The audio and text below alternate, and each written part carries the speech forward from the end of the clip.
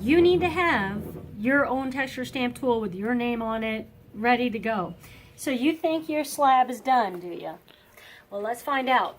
So when people think they're ready to roll, and they call me over and I put my hand half on the clay, half on the slab, I'm looking to see that it's the same thickness. The other testing that I do is if I put my rolling pin down and I make a dent, that means that the clay was significantly higher than these slats. The thickness of this SLAT, so a slat is like a slab but narrow. And this thickness is going to be the thickness of my slab. So the slab should have the same thickness, but of course a slab is a flatter, larger piece of something with a smooth surface. I need to make sure that I roll it out and release it enough so that when I do set down my rolling pin, notice I had to pull this out. Sometimes what happens is, if you do this, you're hurting the clay. So make sure there's a little space there. So anyway, make sure that when I walk by and set it down like this, I don't make a dent like that. So that means I got to keep going. So don't want to be able to make a dent, a noticeable dent anyway. So now let's try it one more time. There. I can't really see a big dent there anymore. It's just barely. So that means I'm pretty much there.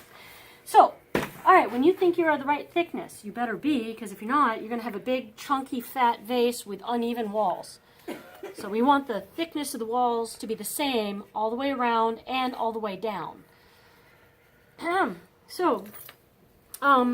Get your rolling stamp tool. Start at the bottom. You might want to practice on a spare piece of clay first.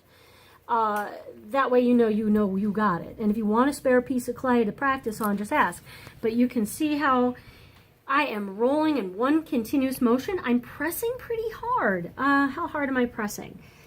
I am pressing hard enough that if I were rolling on your skin, I might actually leave a little mark. Okay? And that way I know that my pattern is going to show up. If it doesn't show up, you might want to make sure that you practice next time. So now I'm going to roll it next to it. I can flip it if I want, so it'll be going the other direction. But I don't want a big gap between this, and I don't really want to overlap.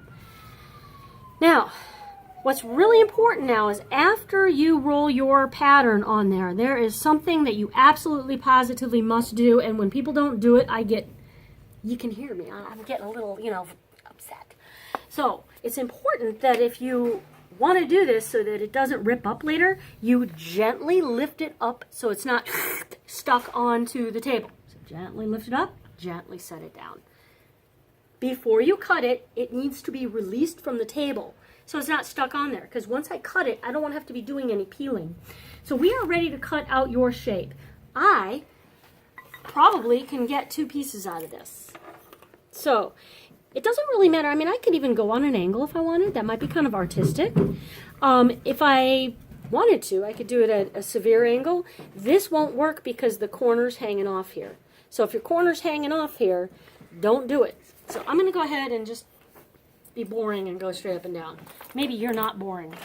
So get a tool that looks like it cuts. Because if it does cut, if it looks like it cuts, it's cutting. So that looks like it might cut clay. I mean, it's not going to cut you, but it'll cut the clay. Now, gently hold the cardboard down. When you remove the excess clay around your rectangle, go in one direction only and keep going in that direction alongside the clay. Don't press down with this hand so hard that you get rid of the texture. So you just hold it so it's not moving about. Then change directions and go all the way and remove the clay. Do not try to turn a corner. So go all the way and just keep going. Do not try to cut a corner. Just keep going in one direction. I got one more direction to go. Do not try to turn, just keep going. And remove the excess clay around it. Set it aside because we'll reuse it. If it's good and damp, if it's nice and damp and squishy, it goes back in the damp clay bucket. And it should be at this point, still squishy. Then I have the first side. You know what I don't have is I don't have a board to put this on. So let me go get a board to put it on. uh-oh, I can't get over by the sink. Under the sink is where the boards go. So I need to have maybe 2 of these. I'm just going to get one. Let me show you how to pick this baby up. This is not how you pick it up. If this were this, don't pick it up and dangle it. Myth, what do I do with my slab? Because then you will destroy it. Instead, try not to roll it up. Try to keep it as flat as possible. See how I'm sneaking my fingers under there? And that's why you wanted to release it from the table, because if it was stuck to the table, you'd really have to curl it up and mangle it. You do not want to mangle it. You don't want to destroy. You want to keep it nice and rectangular so it's this shape. We're going to have 6 of these. So let me cut another one. I want to review how to cut because I don't want any corner turning. This is boo. This is bad. Do it not like this. Turn the corner is bad. That just kind of, it just doesn't make a nice corner. So instead, just keep going. Go in one straight line.